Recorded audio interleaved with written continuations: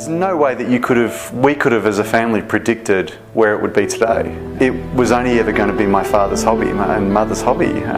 They just wanted a nice little country property and a few vines, and Dad wanted to get back to his Italian heritage, and it really didn't take long. It grew remarkably quickly. Critically, it was located in the dress circle of Heathcote, in amongst the three oldest and most iconic vineyards in the Heathcote region, and it's proven by virtue of all the trophies that we've been awarded, and particularly the Heathcote Grand Terroir Award. 2000 vintage, it was our very first. It was actually made off-site. We sent out all our grapes over to Matt Hunter at Langanuk. Mark followed or took the fruit over there from here and in fact made the vintage there with Matt Hunter as his mentor. That was the very beginning of Mark's involvement, and Mark of course is now our full-time winemaker and has been since 2004. About 98% Shiraz. I have a 3-acre vineyard that's a mixture of Bordeaux blends, so Petit Verdot, Cabernet Franc, Merlot and Cab Sav. A little bit of Chardonnay, which is one of our most popular wines, and Viognier, which is immediately blended with our Shirazes.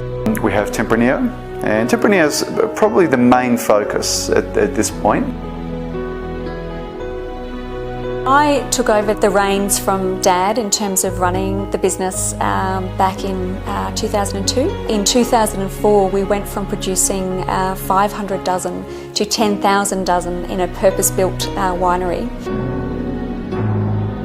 We're able to do things in a very hands-on boutique way, and that really sets us apart from the big commercial operations who have to pump through hundreds of thousands of tonnes of fruit.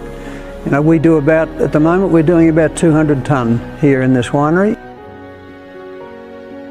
I'm doing a lot of the processing while Mark is managing the ferments and making the decisions about each individual ferment. It's an understanding of the vineyard and all its little intricacies, and making every vine perform at its best, which takes years. You don't just know that in the first few years of growing the vines. It takes quite a year to build up that knowledge. I love it. My brother and I are absolute opposites, which I think is a real fabulous thing that we have. I look after the business side of things. My brother is brilliant at the winemaking and viticultural side of things.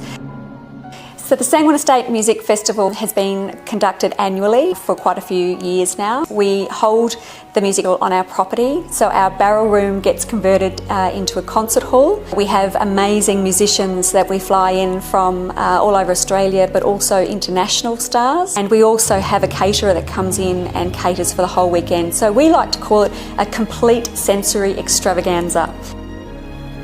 So my wife is a chartered accountant, and she's looking after all the accounts, and she's also involved in a lot of the marketing aspects, and that's also been a wonderful part, is sharing it with her and the children.